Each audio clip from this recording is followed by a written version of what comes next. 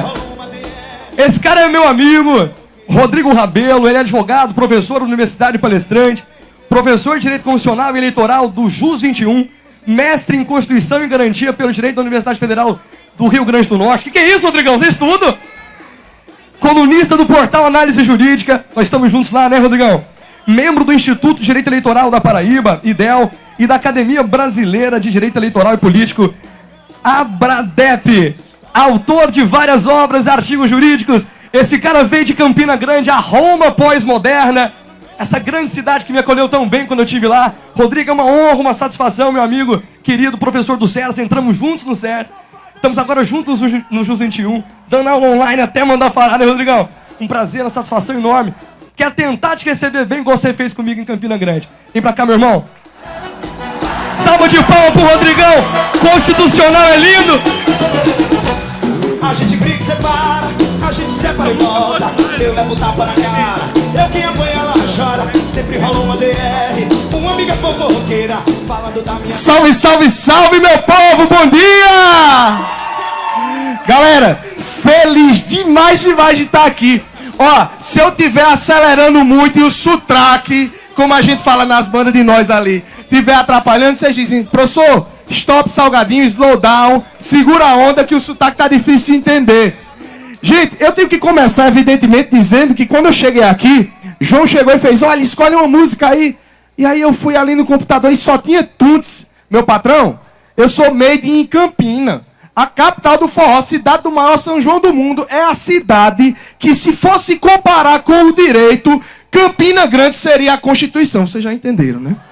Vocês já entenderam, né? Se fosse comparar com o direito, era a Constituição. Meus amores, é uma honra estar aqui com vocês. Eu agradeço demais a João pelo convite.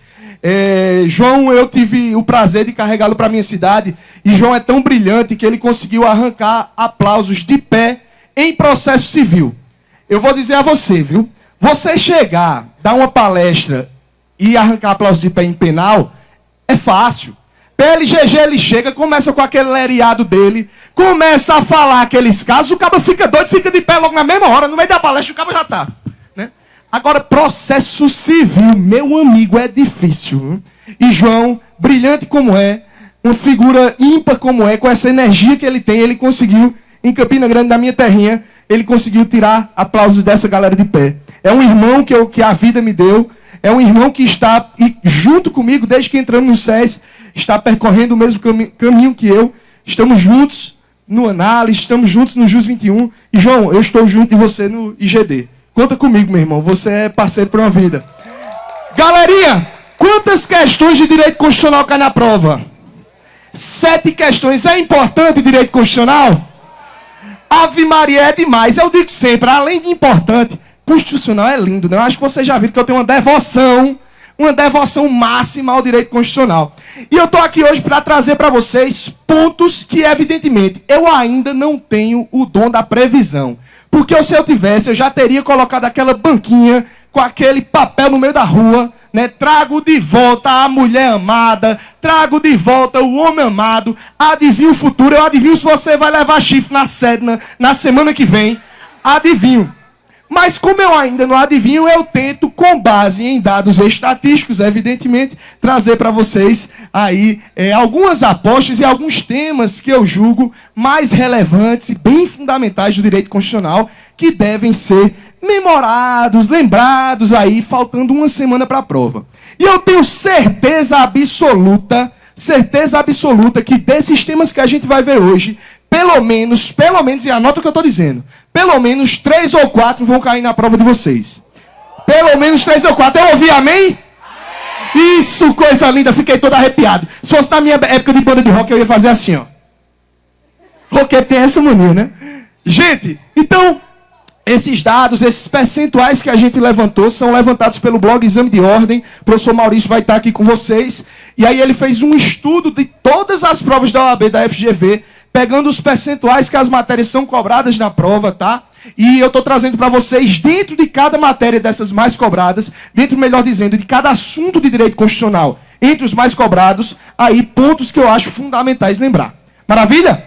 Então vamos estudar esse ramo do direito que tem aí como documento, instrumento normativo, objeto de estudo, aquela que é a mãe dos dragões, a primeira do seu tempo, a rainha do centro de radiação cósmica do universo, a que eu com muito carinho e muita proximidade chamo de mimosa, a nossa Constituição. Show? Vamos lá? Gente, primeiro ponto, sempre importante demais estudar. E eu não vou dizer fundamental demais para não ficar relevante. São os direitos fundamentais. Galera, direitos fundamentais é a obrigação de vocês pegar a mimosa essa semana. Pega a mimosa naquela hora que você vai no banheiro. Pega na hora... Ó, já assumiu aqui. Pega na hora que você vai no banheiro, não tem bula para ler, não tem rótulo de shampoo, pega a mimosa, lê o artigo 5º. Lê o artigo 5º. Direitos fundamentais, pega o artigo 5º, evidentemente, isso é obrigação. Prova de constitucional, a gente tem que chegar pelo menos com essa retaguarda.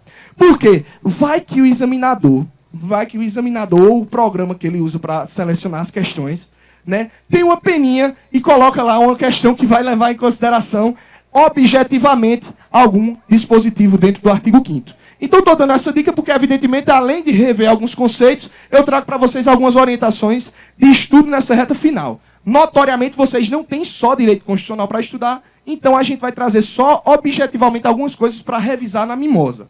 Mas vamos lá. Da parte teórica de direitos fundamentais, de teoria geral dos direitos fundamentais, tem um assunto, gente, que caiu recentemente, salvo engano, no 21º exame. A questão foi bem polêmica, a questão foi objeto de recurso, os cursos todos divergiram sobre essa questão, tá? Muita gente entrou com recurso, e eu acho importante a gente memorar, porque é um assunto dentro de teoria geral de direitos fundamentais, que é bem cobrado, seja em primeira fase, seja inclusive em segunda fase, tá? Que é com relação ao critério de classificação geracional dimensional. Todo mundo conhece esse critério de classificação, não conhece? Todo mundo conhece? Primeira geração, segunda geração, terceira geração? Galera, vamos entender aqui, vamos pegar aqui, como diria meu amigo Giovanni Moraes, no pezinho da conversa. Vamos entender aqui, olha só. Os direitos fundamentais, eles surgem na perspectiva do constitucionalismo em sentido estrito. Constitucionalismo, esse movimento que prega a limitação do poder e do arbítrio estatal a partir de um documento chamado Constituição, ele vem surgir lá após a Revolução Francesa e pós-declaração de independência das 13 colônias norte-americanas, limitando o poder do Estado nesse documento. Maravilha. Quando eu tenho essa limitação do poder estatal em um documento chamado Constituição, eu estou de outra banda, por outra sorte, do outro lado, garantindo aos indivíduos uma maior liberdade. Eu estou ampliando o rol de liberdades individuais. O que é que se existia antes da Revolução Francesa? Um danado do absolutismo.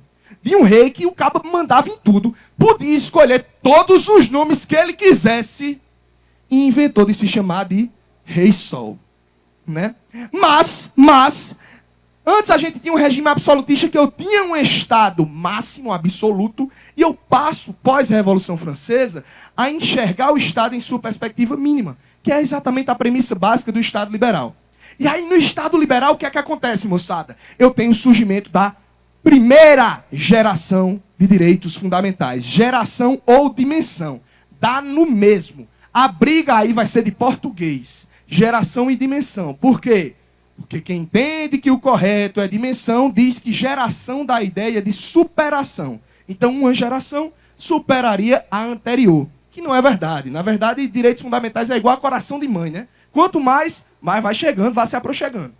Né? Então, vamos lá. Primeira geração ou dimensão de direitos fundamentais. Direitos de, quem é que sabe? Liberdade, liberté. Direitos de liberdade. Lá em Campina, na minha terra, a gente tem um sotaque bem peculiar. A gente sabe chamar assim, ó. Direitos de liberdade. Mistura. Né? Então, direitos de liberdade. Galerinha, direitos de liberdade são todos aqueles direitos que têm status negativo. O que é o status negativo dos direitos fundamentais? Eles se concretizam a partir de uma não ação do Estado. O Estado, galera, ele não precisa agir para garantir que você tenha sua liberdade de locomoção. Ele não precisa agir para que você tenha sua liberdade de manifestação do pensamento. Ele não precisa agir para que você tenha sua vida. Ele não precisa agir para que você tenha sua propriedade. Ele basta ficar quieto na dele. Não se envolva não, Estado. Fica aí que eu fico aqui, a coisa está resolvida. Porque os direitos fundamentais, eles surgem na perspectiva da dimensão vertical dos direitos fundamentais, né? Os direitos fundamentais, eles surgem para regular a vida e a relação entre Estado e indivíduo. Os direitos fundamentais surgem com essa perspectiva, regular a relação Estado e indivíduo. E aí, nesse primeiro momento, direitos fundamentais de primeira geração, nós temos os direitos de liberdade, liberté, direitos de liberdade, que são aqueles que têm status negativo, que garantem a liberdade dos indivíduos. Maravilha? Show? Vamos lá. E aí, o que é que acontece? Eu tenho lá o Estado liberal, aquela coisa, laissez-faire, laissez-passer e tal, liberdade absoluta, a porra toda, a galera toda porra louca lá, liberdade total. E aí, eu tenho uma mudança paradigmática na forma de pensar o Estado. Então, o Estado que antes era Estado liberal, passa a ser o chamado Estado social. Estado social é quando aparece aquela galera do movimento estudantil. É quando aparece aquela galera tocadora de fogo em ônibus, né? O Estado social de direito, ele vem romper com a premissa, com a perspectiva do Estado liberal, galera. Por quê? Porque o excesso de liberdade gerou o caos. Gera o caos. E aí a própria sociedade faz, peraí, essa história de o Estado lá, e a gente, cara, não está dando muito certo, não. Não está dando muito certo, não. Volta esse Estado, vem se aproxime mais um pouquinho. Se aproxime mais um pouquinho, venha mais para perto, porque a gente precisa um pouquinho de Estado. E aí o que é que acontece? A gente tem um desenvolvimento desse modelo de Estado social, que não é aquele Estado absoluto, não é aquele Estado do tamanho do mundo, mas é um Estado que é um pouco maior do que aquele Estado liberal, aquele Estado em que o Estado não intervia nas relações privadas. E aí eu tenho o desenvolvimento do Estado social, e com o desenvolvimento do Estado social, eu tenho a chegada dos direitos fundamentais de segunda geração ou dimensão. Segunda geração ou dimensão, que são os direitos de... Eita, eu jurava que eu ia escutar aquele negócio, né? Igualdade, né? Que são os direitos de... Aê, galera, palmas para vocês, vamos lá. São os direitos de igualdade, galera. Qual é a diferença dos direitos de igualdade para os direitos de liberdade da primeira geração? Os direitos de igualdade, eles têm status positivo. O que é o status positivo dos direitos de igualdade? Eles se concretizam a partir de uma ação do Estado. O Estado, ele age para concretizar aqueles direitos. Vamos pegar, por exemplo, professor, que eu não estou entendendo essa viagem. Nunca gostei desse negócio de teoria antes do assunto. Galera, preste atenção, pay attention aqui. Olha lá.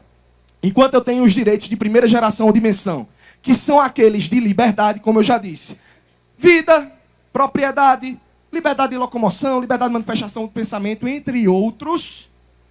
Na segunda geração ou dimensão, eu vou ter lá saúde, cultura, direitos econômicos, educação, que são direitos que se concretizam a partir de uma atuação estatal. Saúde, quiséramos nós que tivesse lá na Constituição. Saúde é direito de todos, dever do Estado, e todo mundo gozasse 100% de boa saúde. Ia ser bom demais, mas não é assim. O direito à saúde, para que a gente possa gozar, a gente precisa de uma estrutura estatal que forneça esse direito à saúde, que concretize esse direito. Eu preciso de médico, eu preciso de hospital, eu preciso de medicamento, preciso de serviços de saúde prestados pelo Estado. Por isso que eu falo em status positivo.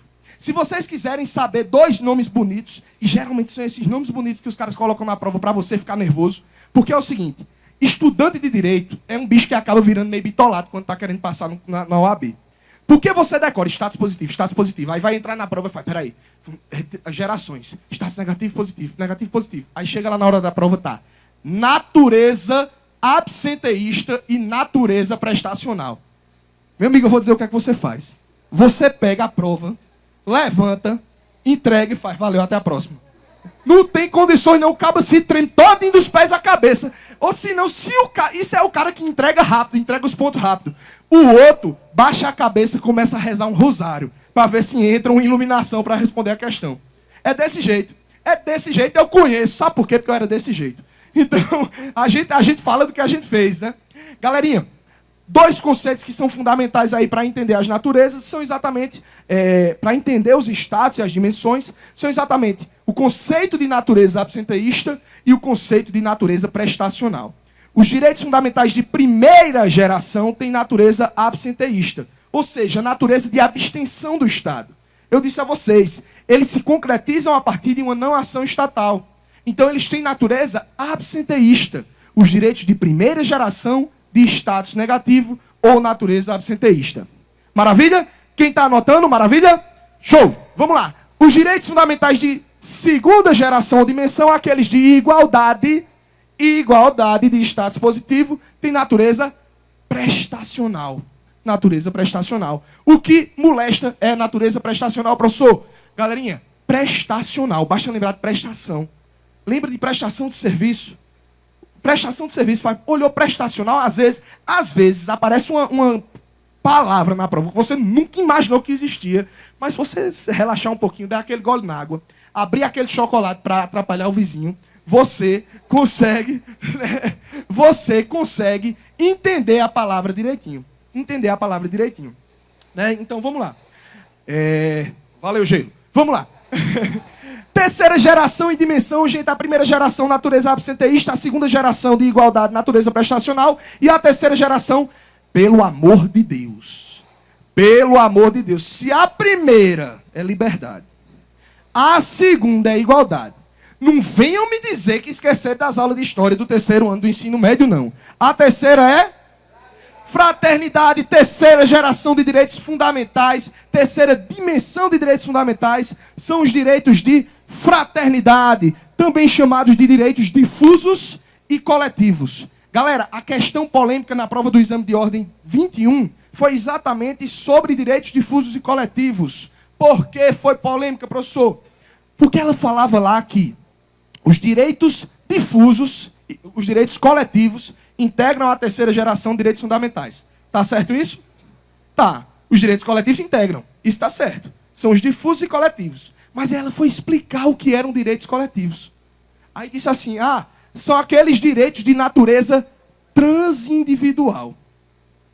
Aí, meu patrão, vou dizer a você, o cara vem falar em transindividual, na hora da prova, você fica desesperado. Desesperado. Aí você faz, eu sei que a terceira geração está certa, então é aqui. Galerinha, só uma distinção que vocês têm que lembrar entre direitos difusos e coletivos. Os direitos que têm natureza transindividual são os chamados direitos difusos. Os direitos difusos são aqueles que têm natureza transindividual, que eles não são usufruídos, meus amores, individualmente, mas pela coletividade como um todo. Como assim, professor? Me dê um exemplo que agora embananou, foi tudo, eu estou no desespero já aqui. Galera, pensa no meio ambiente ecologicamente equilibrado. Meio ambiente, o direito ao meio ambiente ecologicamente equilibrado, ele é um direito difuso garantido na Constituição. Vocês usufruem do meio ambiente ecologicamente equilibrado individualmente? Não.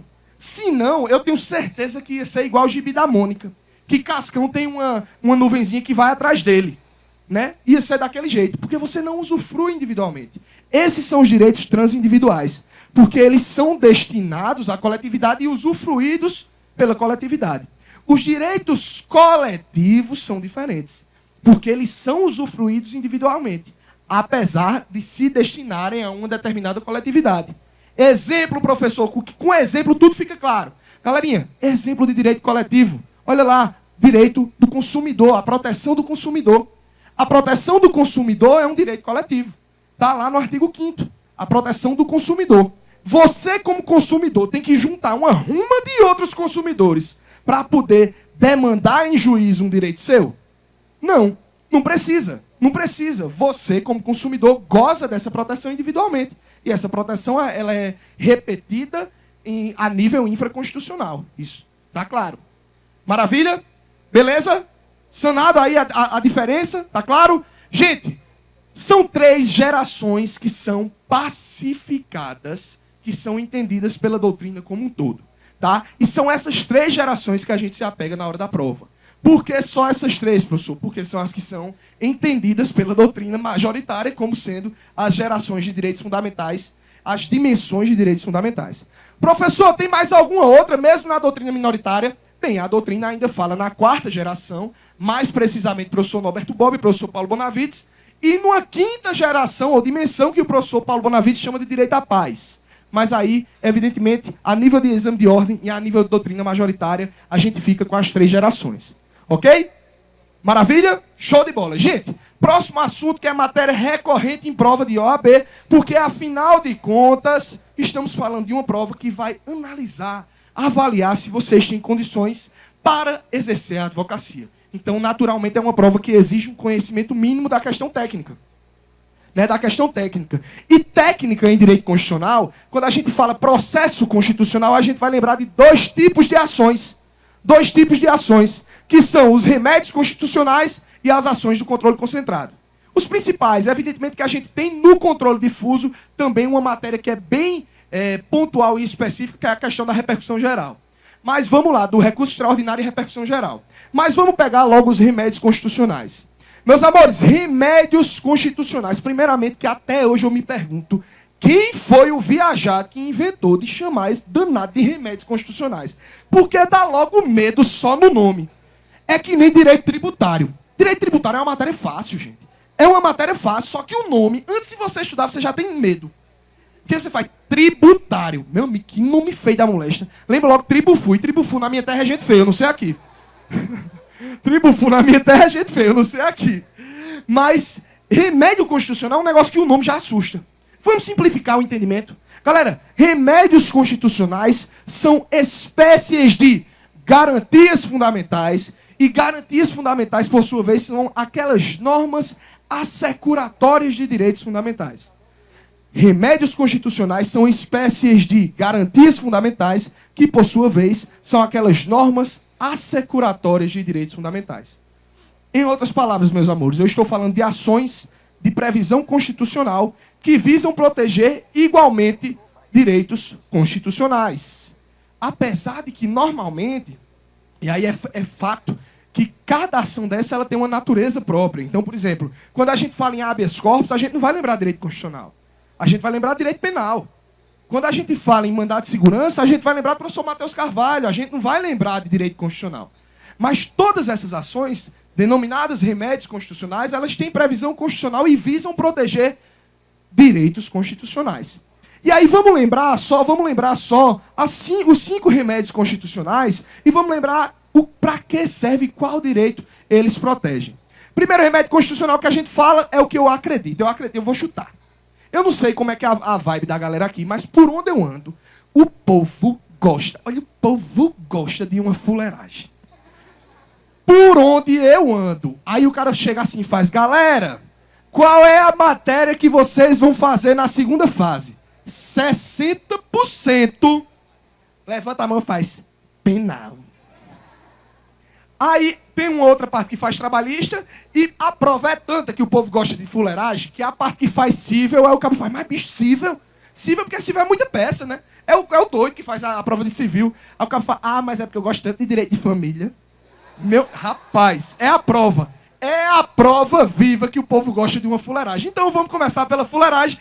Primeiro remédio constitucional, primeira ação constitucional que a gente fala é o habeas corpus. Habeas corpus, que é um remédio que visa proteger o direito da liberdade de locomoção, o direito de ir e vir, gente. O habeas corpus é a ação constitucional que visa proteger o direito de ir e vir.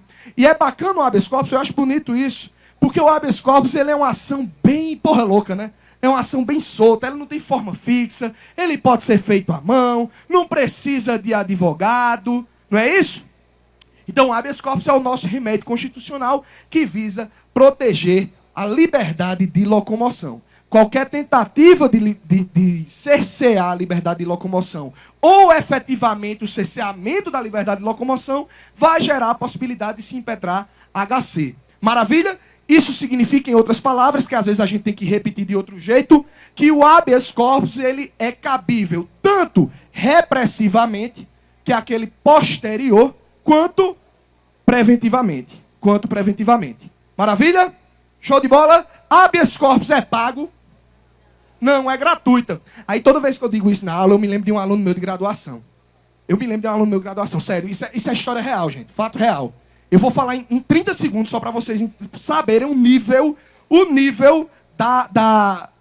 do estudante de direito quando ele quer brigar. Porque isso foi para brigar. Ele chegou para mim e fez, professor, habeas corpus é gratuito? Eu fiz, Fez, pois eu vou processar o advogado que fez o habeas corpus do meu irmão. Aí eu falei, por quê? Porque ele cobrou. Meu filho, pelo amor de Deus, não saia dessa sala de aula dizendo que eu lhe disse isso desse jeito, não, porque senão acabou a minha carreira. Galera, é isento de custas judiciais, tá? Habeas corpus é gratuito, o advogado não tem nada a ver com isso. Viu, professor Martim? Pelo amor de Deus, era para ter dito isso também. Mas vamos lá.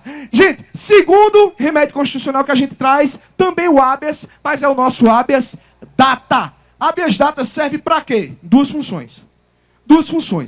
Conhecer informações pessoais do impetrante constantes de banco de dados público ou de caráter público, e além de conhecer, ele tem outra função. Quem é que sabe grita alto?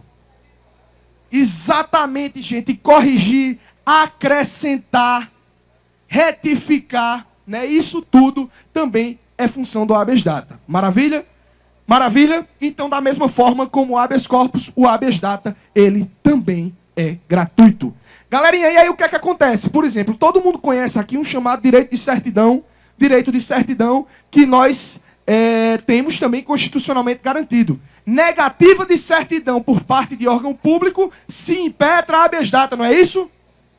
Não, já iam zerar essa questão. Galerinha, negativa de direito de certidão por parte de órgão público vai para o nosso terceiro remédio constitucional. Mandado de segurança. Anota isso aí, quem estiver anotando. Negativa de direito de certidão é cabível mandado de segurança. Eu fiz o link. Eu tentei fazer o link entre habeas data e mandado de segurança. Por quê?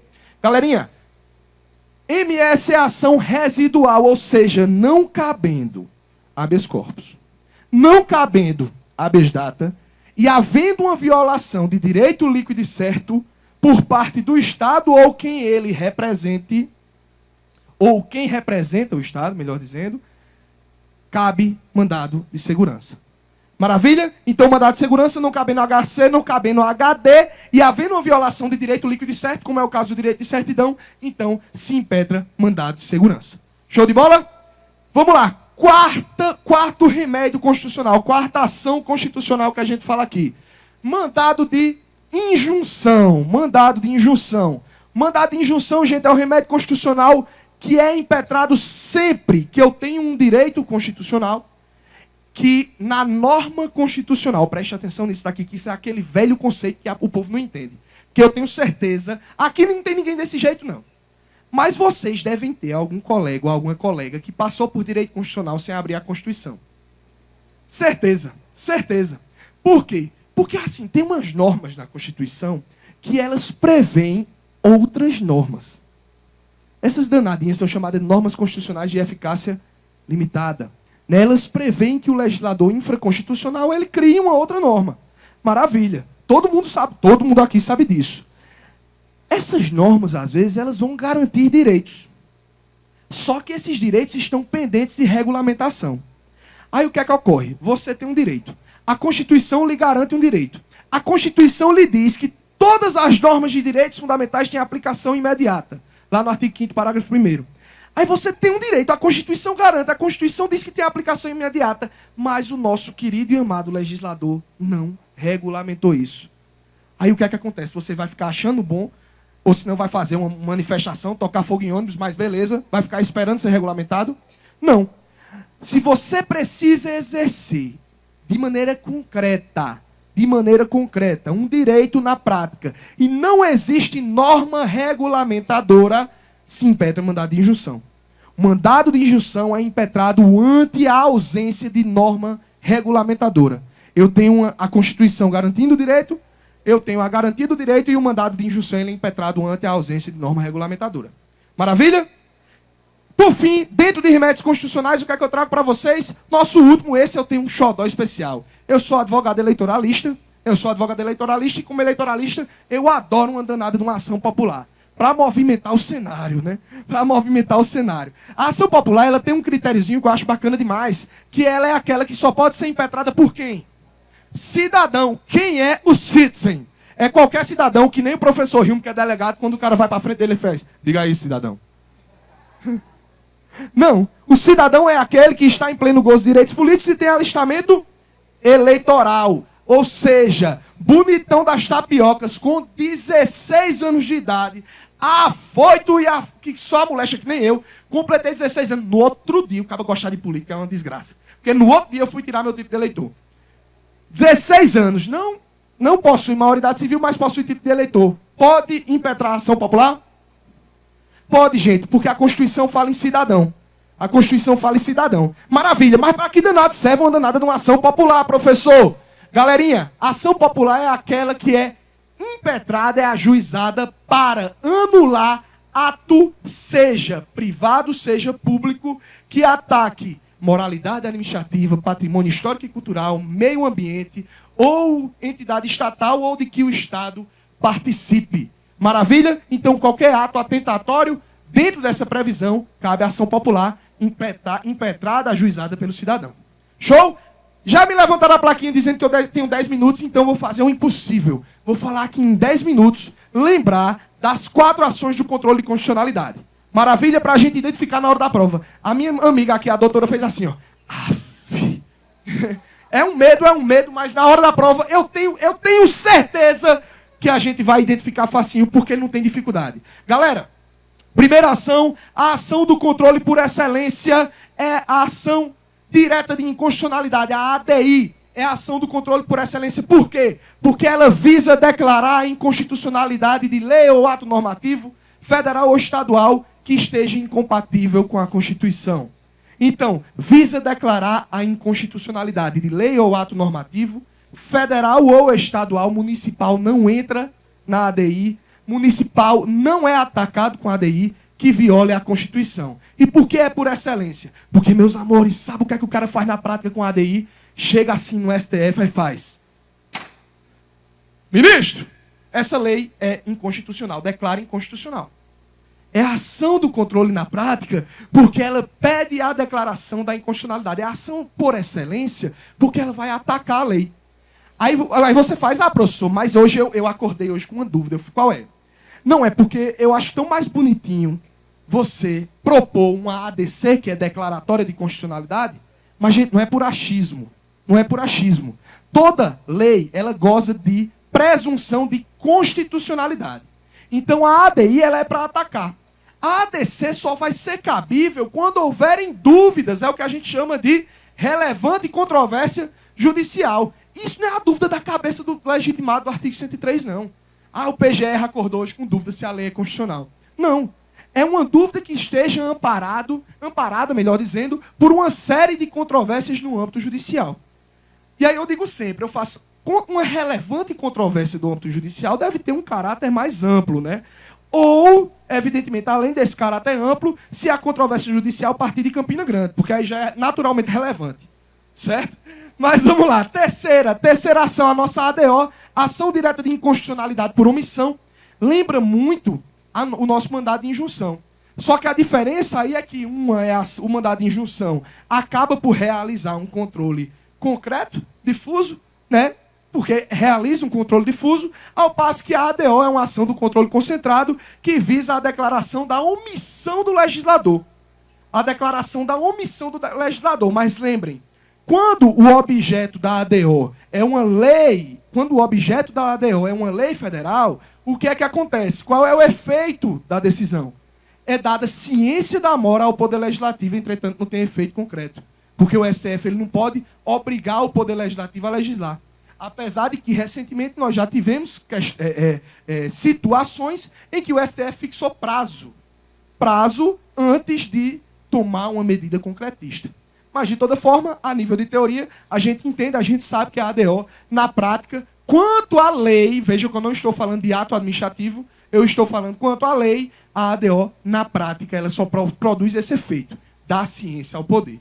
Para terminar, meus amores, quarta ação do controle, que é a matéria que é mais cobrada na OAB, Direito Constitucional, controle de constitucionalidade é a matéria mais cobrada. Quarta ação, a DPF, que é a nossa arguição de descumprimento de preceito fundamental.